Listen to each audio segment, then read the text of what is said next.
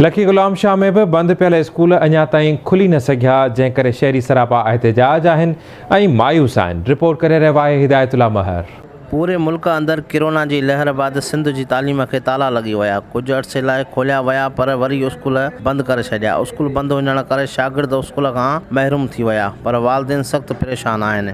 School बंद हुजण ते वालदेन सिविल सोसाइटी के अगवाननि आवाज़ टीवी न्यूज़ सां ॻाल्हाईंदे ॿुधायो आहे त असांजी नई जनरेशन आहे, जेके असांजा ॿार आहिनि, उन्हनि जी तइलीम इन्हनि खे तबाह करणी आहे। सिंध गवर्नमेंट खे बार बार एहतजाज कया आहिनि। पूरी सिंध जा माण्हू निकिरी चुका आहिनि। जहिड़ी शॉपिंग हॉल खुलिया पिया आहिनि, सेंटर हलनि था, बाज़ारियूं हलनि थियूं।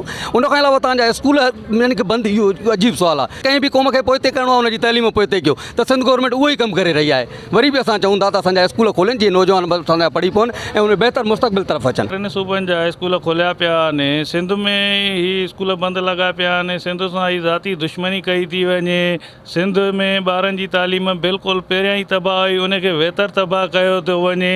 शइ खुली पई आहे, जिते माण्हुनि जो रश आहे उहे शयूं खुलियूं पियूं आहिनि। मार्केट खोलिया पिया आहिनि। ख़ाली स्कूलनि कहिड़ो गुनाह कयो, ॿारनि कहिड़ो गुनाह कयो जो ॿारनि जी तालीम तबाह कई थी वञे। महिरबानी करे असांजी सिंध हुकूमत ऐं वफ़ाक़ खे बि इहा इल्तिजा आहे त सिंध ते थोरी नज़र करनि ऐं सिंध जा स्कूल खोलिया वञनि। ॿार बचा ग़रीबनि जा यकी दर बदर लॻा पिया आहिनि। स्कूल इहे बंदि लॻा पिया आहिनि। मास्तर ॿिया टिया कोई बि अचण लाइ तयारु कोन्हे को। प्राइवेट स्कूल इहे पिया हलनि था, साॻी ॿार पढ़ाया वञनि था। बाक़ी जेके गवर्नमेंट जा स्कूल आहिनि, उन में जेको आहे इहो कोरोना जो इशू आहे, इहो सिंध हुकूमत खे मुतालबो कयो वञे थो। मुराद अली शाह खे त हिन जो जल्दी में नोटिस वरितो वञे। पाकिस्तान टिनि सूबनि में स्कूल खुलियल आहिनि। सिंध वाहिद सूबो आहे जंहिंमें स्कूल बंदि लॻा पिया आहिनि। सम्झ में ॻाल्हि थी अचे ॿारनि जे मुस्तक़बिल सिंध जो छा थींदो। मुताबिक़ कयूं था त असांजा जेके ॿार आहिनि नंढा, हिन वक़्तु दरपदर थी विया आहिनि। अहिड़ी गर्मी में परेशान लॻा पिया आहिनि। स्कूल जी काई सहूलियत कोन्हे का, ऐं असां इहो पी हुकूमत खे गुज़ारिश कंदासीं स्कूल खोलियो, असांजे ॿार रुलण खां बचायो। लखी मज़ूरी कंदो आहे। पहिरियों स्कूल पढ़ंदो हुउमि, 2 सालनि खां अची स्कूल बंदि लॻा पिया आहिनि। हाणे गवर्नमेंट खे चयो त हाणे स्कूल खोले न, 2 सालनि खां अची बंदि लॻा पिया आहिनि।